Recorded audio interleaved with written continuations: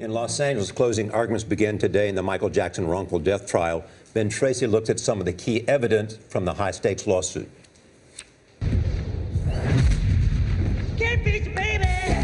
Michael Jackson was expected to make $400 million from 50 farewell concerts in London, dubbed "This Is It." But Jackson died just before the shows began. His doctor, Conrad Murray, gave him sedatives and a fatal dose of the anesthetic propofol to help him sleep. Murray was convicted of involuntary manslaughter. The Jackson family is now suing AEG, the concert promoter.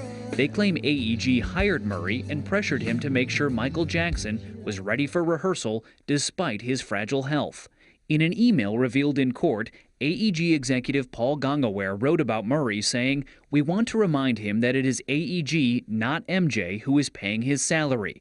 We want him to understand what is expected of him." Jeff Gottlieb is covering the trial for the Los Angeles Times. How important is that email? It could be the single most damning piece of evidence that the Jackson family has. Now, the battle in the case is who was Murray working for. So I think that's, a pretty damning piece of evidence. AEG's lawyers say Jackson himself chose Murray, and their agreement to pay the doctor $150,000 per month was really in advance to Michael Jackson. And the full of light comes on. But they were aware of the singer's health issues. This Is It concert producers sent emails to AEG executives, calling Jackson a trembling, rambling basket case who might embarrass himself on stage. AEG CEO Randy Phillips responded, "We have a real problem here." The nearly 5-month trial included testimony from Jackson's son Prince and the singer's former wife Debbie Rowe. She claims Jackson's addiction to painkillers began when he was seriously burned while making a Pepsi commercial in 1984.